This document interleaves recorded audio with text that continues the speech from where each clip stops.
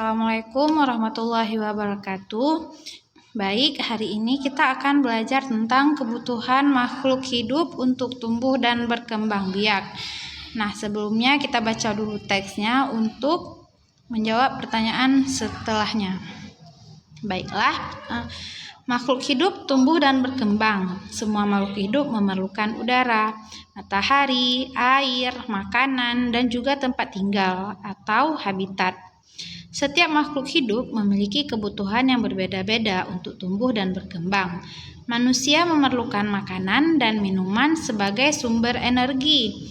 Manusia juga memerlukan udara untuk bernafas. Manusia juga memerlukan rumah untuk tempat tinggal dan juga tempat berlindung. Hewan juga memerlukan makan dan minum untuk tumbuh dan berkembang. Antara hewan satu dan hewan lainnya bisa saja berbeda kebutuhan makanannya. Ada hewan yang dapat memakan segalanya. Ada hewan yang hanya bisa memakan biji-bijian, tumbuhan, serangga, atau daging.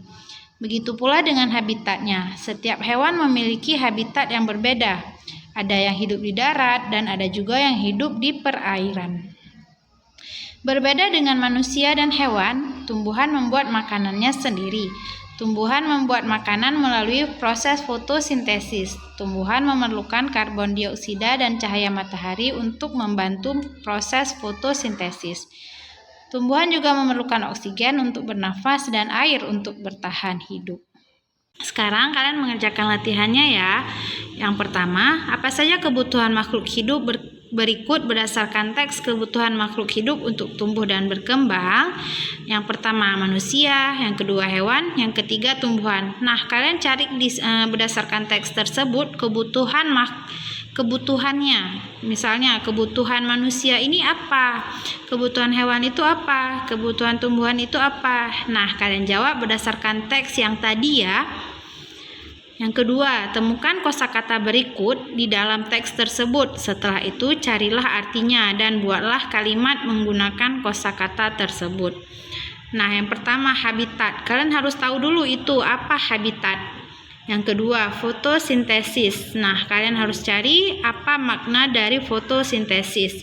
Yang ketiga, sumber energi. Kalian juga harus mencari makna dari sumber energi itu. Setelah kalian tahu artinya, kalian membuat kalimat menggunakan kosakata tersebut. Untuk hari ini, itu saja tugas yang kalian kerjakan. Jangan lupa dikirimkan ke Ustazah Eka ya. Terima kasih. Assalamualaikum warahmatullahi wabarakatuh.